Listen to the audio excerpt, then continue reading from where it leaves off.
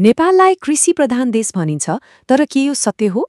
हाम्रो सबैभन्दा महत्त्वपूर्ण क्षेत्र किन सङ्कटमा छ र यसलाई फेरि कसरी पहिलेकै अवस्थामा फर्काउन सकिन्छ? आजको हाम्रो विश्लेषणले के देखाउँछ भने यसको जवाफ सिंहदरबारमा होइन, बरु गाउँ गाउँमा लुकेको छ। आउनुहोस् सँगै खोतलौं। नागरिक न्यूजको यो भनाइ हेर्नुस् त, यसले हाम्रो देशको सबैभन्दा ठूलो विरोधाभासलाई देखाउँछ।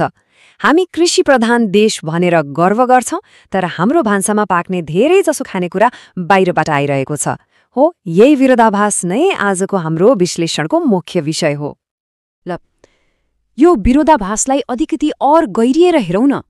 यति धेरै उब्जाउ हुने जमिन, यति धेरै किसानहरू हुँदाहुँदै पनि हामी किन बाहिरबाट सामान आयात गरिरहेका छौं?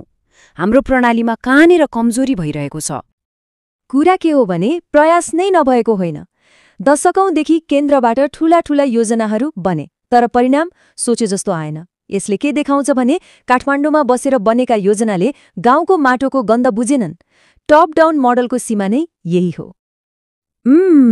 त्यसो भए यदि केन्द्रका योजनाले काम गरेनन् भने अब के गर्ने त? हाम्रो ध्यान कतातिर मोड्नु पर्ला? हो, यही प्रश्नले हामीलाई समाधानको ढोकासम्म पुर्याउँछ।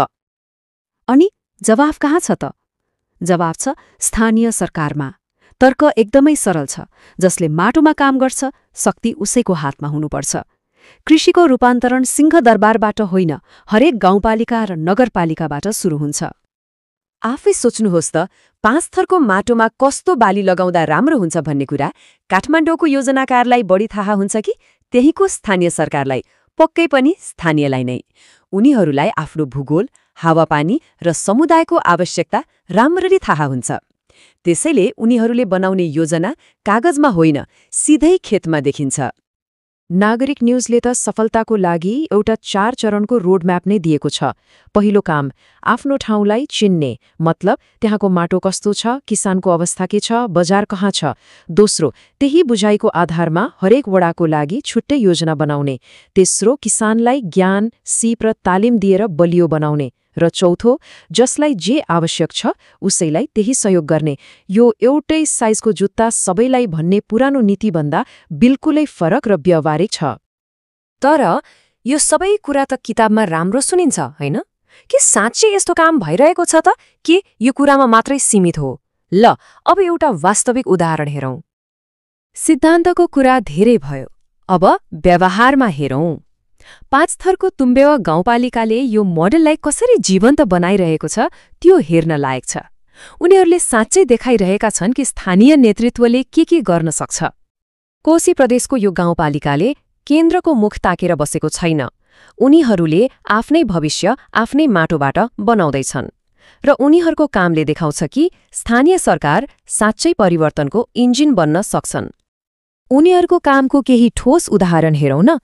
किसानको सबैभन्दा ठूलो समस्या के हो? बजारसम्म पहुँच। तुम्बेवाले 55 किलोमिटर ग्राभेल सडक बनाएर यही समस्या समाधान गरेको छ। अब किसानको उत्पादन खेतमै कुहिँदैन, सिधै बजार पुग्छ। यो कति ठूलो कुरा हो? त्यस्तै किसानको लागि उसको पशुधन भनेको त ब्याङ्क ब्यालेन्स जस्तै हो नि, होइन? तुम्बेवाले 5310 भन्दा बढी पशुलाई खोरेत विरुद्धको खोप लगाएर त्यो ब्याङ्क ब्यालेन्सलाई सुरक्षित गरिदिएको छ। यसले किसानलाई आर्थिक रूपमा ढुक्को बनाउँछ। र यो केवल कृषिमा मात्र सीमित छैन। गाउँपालिकाले 83 जना नयाँ उद्यमीहरूलाई जन्माएको छ। यसको मतलब के हो भने पैसा गाउँमै घुमिरहेको छ, मानिसहरूले गाउँमै रोजगारी पाइरहेका छन् र गाउँको अर्थतन्त्र बलियो हुँदैछ। तुम्बेवाको नजर भविष्यमा छ। उनीहरू जैविक खेतीको कुरा गर्दैछन्, माटो जाँच्ने कुरा गर्दैछन्, अनि एभोकाडो र ओखर जस्ता महँगा बालीहरूको पकेट क्षेत्र विकास गर्ने योजना बनाउँदैछन्। यो भनेको परम्परागत खेतीबाट व्यावसायिक उच्च मूल्यको खेतीतर्फको एक रणनीतिक छलाम हो। तर एकछिन है, यति राम्रा योजनाहरू हुँदाहुँदै पनि कृषिमा त जोखिम पनि त्यत्तिकै हुन्छ। कहिले असिना पर्ला, कहिले खडेरी। यदि बालीनाली बिग्रियो वा पशुहरू बिरामी परे भने के हुन्छ? हो, यो प्रश्नले हामीलाई पज्जलको अन्तिम टुक्रातिर लैजान्छ। स्थानीय सरकारले किसानलाई अगाडि बढ्न त हौसला दिन्छ, तर यदि असिना पानीले बाली सखा पार्यो भने के गर्ने? हो, यहीँनेर राष्ट्रिय नीतिको भूमिका आउँछ। त्यो हो कृषि बीमा, जसले किसानको लगानीलाई सुरक्षा कवच प्रदान गर्छ। यो सुरक्षा कवचको नाम हो कृषि बीमा निर्देशिका 2079। यसको लक्ष्य के हो भने खेतीलाई दैवको भरमा गरिने जुवाबाट एक सुरक्षित र अनुमान गर्न सकिने व्यवसायमा बदल्नु। र यो बीमाको दायरा कति फराकिलो छ हेर्नुहोस् त। मतलब चाहे धान खेती होस्, चाहे कुखुरा पालन वा जडीबुटी नै किन नहोस्, लगभग सबै कुरामा बीमा लागू हुन्छ। यसले के सुनिश्चित गर्छ भने किसानले जुनसुकै कृषि व्यवसाय गरे पनि उनीहरूले सुरक्षा पाउन सक्छन्।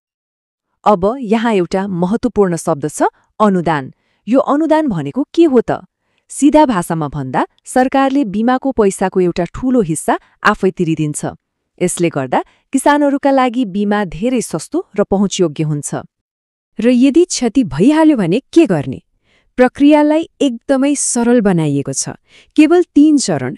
पहिलो, तुरन्तै फोन वा एसएमएस गरेर खबर गर्ने। दोस्रो, विशेषज्ञ आएर क्षतिको मूल्याङ्कन गर्नेछन्। र तेस्रो, क्षतिपूर्ति पाइनेछ। कुनै झन्झट छैन। ल, हामीले दुईवटा महत्त्वपूर्ण कुरा हेर्यौं, स्थानीय स्तरको जोस र राष्ट्रिय स्तरको नीति। अब प्रश्न उठ्छ, यी दुईलाई कसरी एउटै मालामा उनेर नेपालको कृषिलाई साँच्चै अगाडि बढाउने? यो साझेदारी एउटा गाडी जस्तै हो। स्थानीय सरकार भनेको गाडीको इन्जिन हो, जसले योजना बनाउँछ, कामलाई गति दिन्छ, र राष्ट्रिय नीति जस्तै कि बीमा त्यो गाडीको सेफ्टी बेल्ट हो, जसले जोखिमबाट बचाउँछ। इन्जिन बिना गाडी चल्दैन, सेफ्टी बेल्ट बिना यात्रा सुरक्षित हुँदैन। दुवै चाहिन्छ। त्यसैले अबको बाटो स्थानीय कि केन्द्रीय भनेर बहस गर्ने होइन। बाटो भनेको दुवैलाई जोड्ने हो।